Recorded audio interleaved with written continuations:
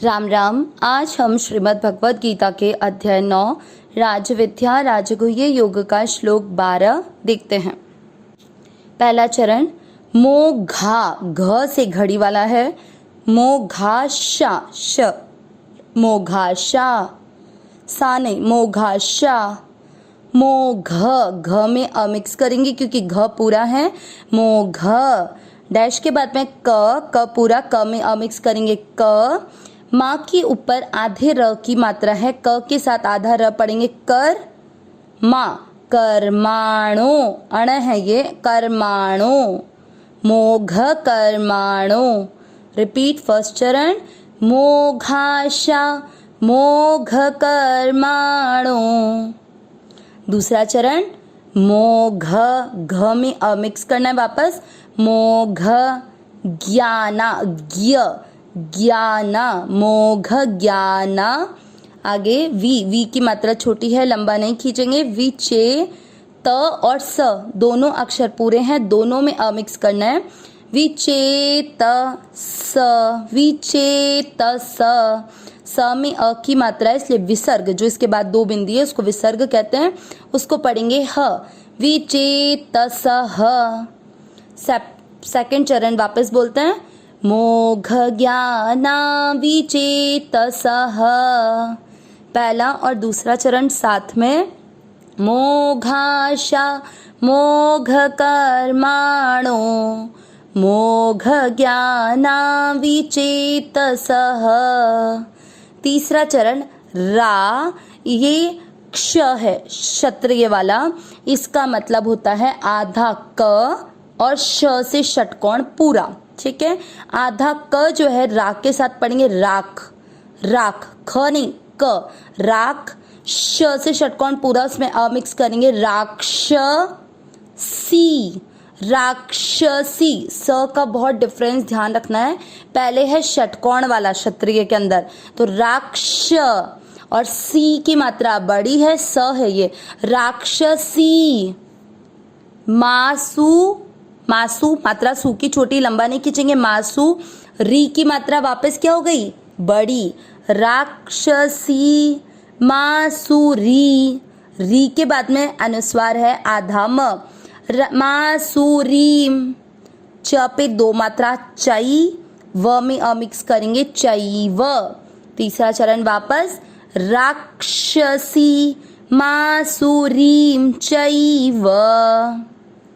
तीसरा चरण हुआ। चौथे चरण पे प्र का अर्थ होता है प आधा और र पूरा। प्र, क के नीचे री से ऋषि की मात्रा क्री, प्रकृति, प्रकृति, प्रकृति नहीं है ये, क्री है, प्रकृति। शब्द पूरा होने के बाद में अनुस्वार आधा म, प्रकृतिम।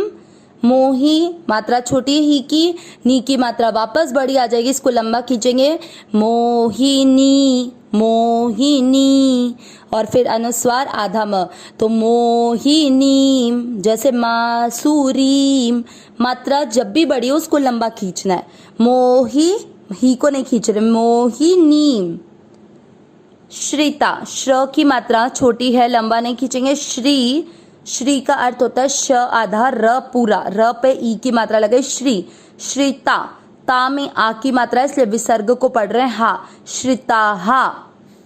वापस चौथा चरण करते हैं प्रकृतिम मोहिनीम श्रिता हा। तीसरा और चौथा चरण साथ में राक्षसी, मासुरीम चैव, प्रकृतिम मोहिनीम श्रिताः। पूरे श्लोक का उच्चारण एक साथ। मोघाशा, मोघ कर्माणो, मोघ ज्ञाना विचेतसः, राक्षसी, मासुरीम चैव, प्रकृतिम मोहिनीम श्रिताः। एक बार वापस मोघाशा, मोघ कर्माणो, मोघ ज्ञाना विचेतसः, राक्षसी, मासुरीं चैव, प्रकृतिम प्रकृतिम मोहिनीम श्रिताः। श्लोक का अर्थ बहुत अच्छा श्लोक है, सुनते हैं। मोघाशा, मोघ धन आशा, आशा मोघ यानी व्यर्थ, जिसकी सब आशाएं व्यर्थ होती हैं। मोघ कर्माणो, मोघ यानी व्यर्थ, कर्माणो यानी शुभ कर्म, सारे जिसके शुभ कर्म में व्यर्थ होते हैं। मोघ ज्ञाना, मोघ यानी व्यर्थ और ज्ञाना यानी ज्ञान, जिसका सारा ज्ञान भी व्यर्थ होता है। किसका? विचेतसः, विचेतस, जो अपनी चेतना यानी विवेक का यूज करता है उसको बोलते हैं चेतन। और विचेतसः यानी जो अविवेकी है, यानी ऐसा नहीं कि उस मनुष्य में विवेक नहीं दिया है भगवान ने हर मनुष्य में विवेक समान रूप से दिया है, लेकिन कमी है तो उस विवेक को सदुपयोग करने की।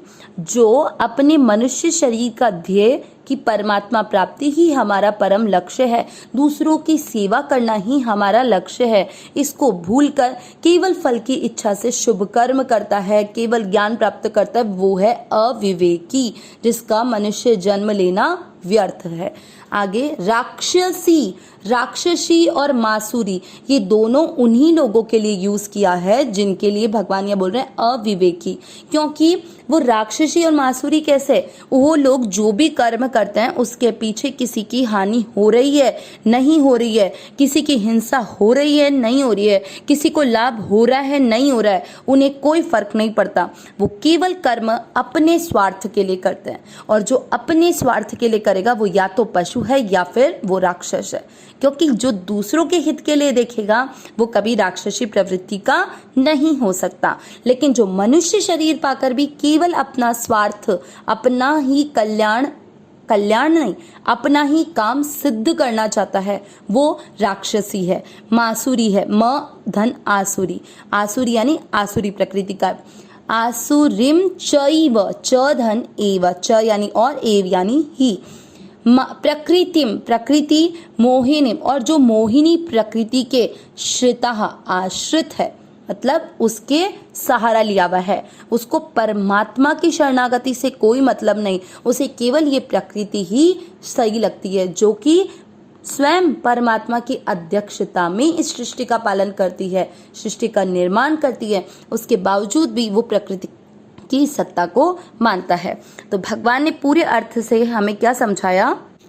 जो आसुरी, राक्षसी और मोहिनी प्रकृति का आश्रय लेते हैं, ऐसे अविवेकी मनुष्यों की सब आशा व्यर्थ होती है, सब कर्म व्यर्थ होते हैं और सब ज्ञान व्यर्थ होते हैं। सब आशा व्यर्थ होने का मतलब कि वो जो भी कर्म करते हैं वो केवल उनकी एक ही आशा रहती है, इस संसार के सुख जाना, क्योंकि वो परमात्मा की सत्ता को तो मानते ही नहीं। उन्हें प्रकृति के आश्रय होने के कारण इस संसार के सुख भोग अच्छे लगते हैं और इसी के लिए वो कर्म करते हैं, चाहे वो शुभ कर्म भी करें, तप करें, यज्ञ करें, दान करें, लेकिन उन सब के पीछे भी लक्ष्य क्या प्राप्ति करना? इस संसार के सुख। और हमें पता है कि ये संसार नाशवान है, जिसके कारण अगर हम यहाँ के सुख की कामना भी करेंगे, यहाँ के सुख की आशा भी करेंगे, तो वो भी सब क्या हो जाएगा?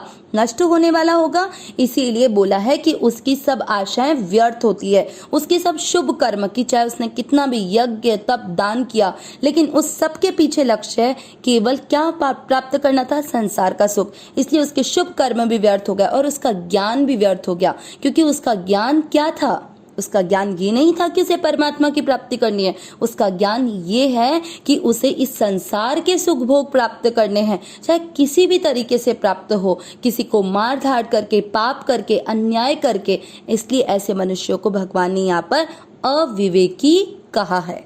अविनाशी सहज सुख राशि, हे नाथ, हे मेरे नाथ, मैं आपको भूलूं नहीं। नारायण नारायण नारायण नारायण।